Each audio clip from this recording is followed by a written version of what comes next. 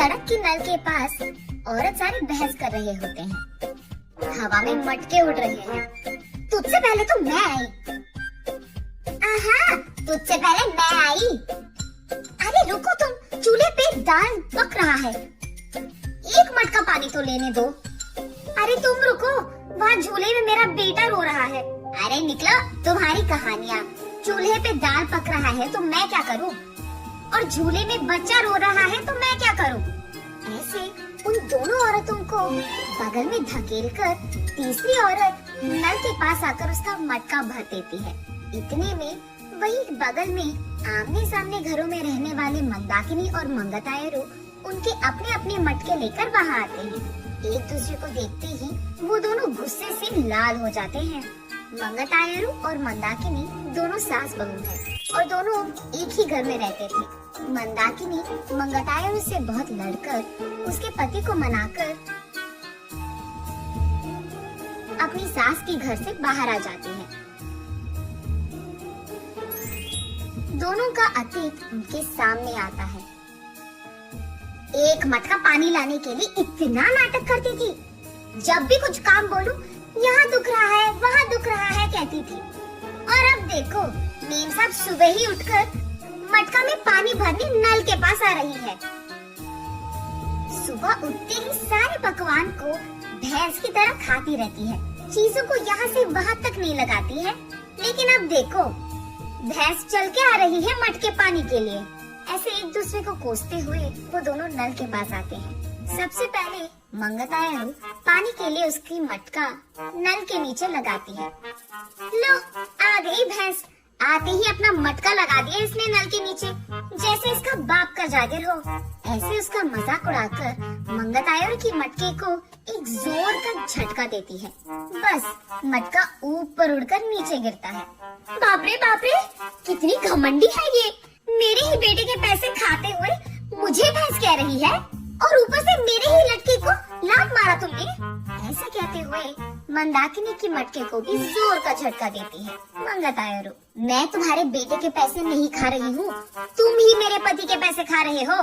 मेरे सारे बनाए हुए पकवान को सुबह से रात तक खाती रहती है तो भैंस की तरह ही दिखेगी ना। भैंस कहीं की मेरे ही मटके को लात मारती है। कितनी घमंडी है तू। मटके को ही नहीं, अगर मेरी सक्की ना, तेरे को भी मारूंगी, समझी? हाँ, जरूर मारेगी। इतनी घमंडी जो है। मेरे बेटे को मुझसे दूर कर दिया तूने, मेरे घर से उसको निकाल दिया तूने, और अब मेरे ही घर के सामने रह रही है। सिर्फ तेरे बेटे को ही नहीं, तुझे भी तेरे घर से निकाल दूंगी, समझी? मुझसे पंगा लेगी ना, ऐसे ही होगा। तू तो जरूर करेगी, घमंडी औरत, बंदर मुंह वाली कहेगी। मुझे देखकर ऐसा लगता है कि भैंस को कपड़े पहनाए हैं, और तू मुझे बंदर कह रही है।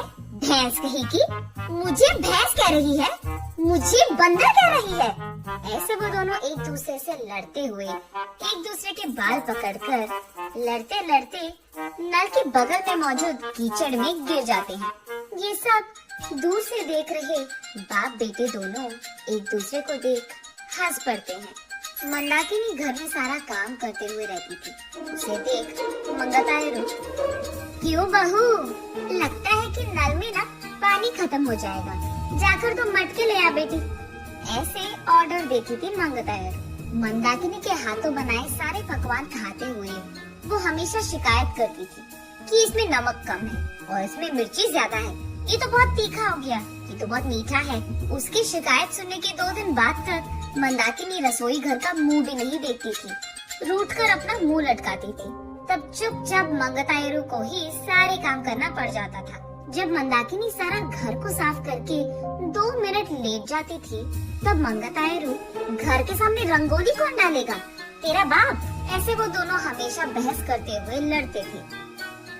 संदीप ऑफिस से लौटते ही एक तरफ मंगतायरू और दूसरी तरफ मंदाकिनी, दोनों उसको शिकायतें खूब सुनाते थे। ना अपने बीवी को बोलता था और ना ही अपनी माँ से कह पाता। अपने आप में बहुत निराश हो जाता था संदीप। बहुत दिन देखने के बाद अब उसके पास ताकत नहीं था। वो एक दिन अपने पिता के पास जाकर ऐसे कहता है, पापा, मैं घर से अलग होने की सोच रहा हूँ।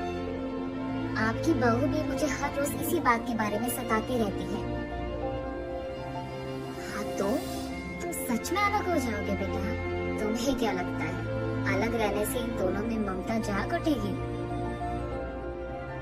ममता और प्यार भले ही बाहर ना आए, लेकिन इन दोनों को इतना तो समझ आएगा कि एक दूसरे के बिना अपने अपने घरों में अकेले रहते हुए सारे काम अकेले करते हुए कितना मुश्किल है। अब दोनों को समझ में आना है ना पापा कि अलग रहना कितना मुश्किल है। ऐसे कहता है। हाँ ठीक है, तुम्हारी मर्जी, लेकिन अभी के अभी कहाँ जाओगे बेटा? मैं कहाँ जाऊँगा? हमारे घर के एकदम सामने जो घर है उसमें किराए पे रहूँगा। ऐसे बाप बेटे दोनों ऐसी योजना बनाते हैं जिनसे सास बहू अनजान है। इन दोनों को सबक सिखाना तो छोड़ो, एकदम पागलों की तरह लड़ रहे हैं ये दोनों। ऐसे कीचड़ में गिरे सास बहू को देख उनके चारों ओर मौजूद सारे गांव वाले जोर जोर से हंसते रहते हैं। अब इन दोनों इसके बाद क्या करेंगे ये हम अगली वीडियो में जानेंगे।